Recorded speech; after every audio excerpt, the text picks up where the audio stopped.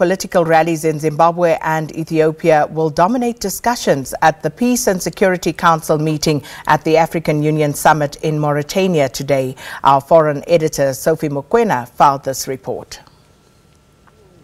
The attack that sent shockwaves in Ethiopia, and later in the day, a similar attack that nearly led to the attempted assassination of Zimbabwean president. This comes at a time where it is a race against time for Africa to meet its target of stopping conflict on the continent.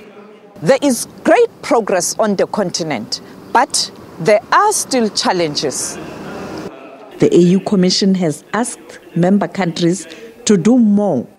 And the objective of silencing the guns by 2020 should mobilize and galvanize our efforts and energies.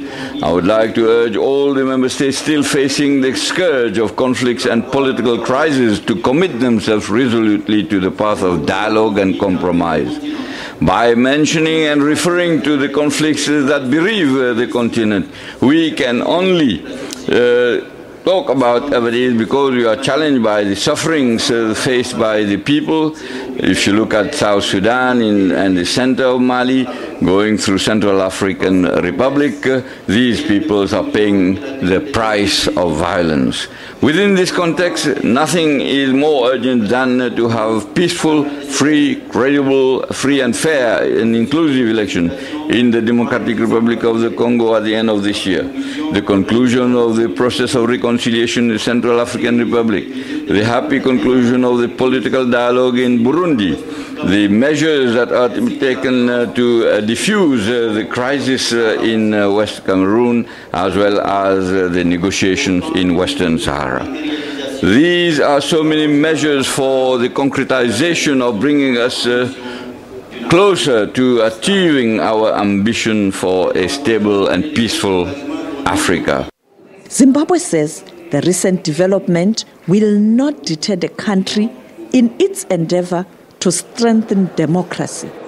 There is the threat which faces Africa and any other member state in Africa can transcend into any other part of the continent. And therefore, we must, as a continent, be able to deal with such kind of situations.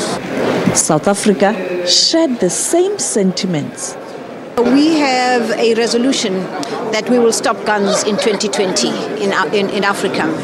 We have bound ourselves as South Africa, having acceded to the seat of the UN Security Council for 2019-2020 to make sure that we do push that agenda forward. So we have a huge responsibility, and we would need to work out the milestones whether or not we'll be able to achieve the, no guns by 2020, and it's 2018 already. So we have a very tight time frame around which to work. And we are seeing an increase in areas where we had not previously had violence. We had not had violence in Zimbabwe. We had not had violence in the public space like in Ethiopia. So we're very concerned about the new form of how violence is manifesting itself. There is a glimmer of hope as talks on South Sudan that were held in Khartoum yielded results. But for the peace to hold, the continent will have to monitor the situation in that country. Sophie Mokoena, SABC News, Mauritania.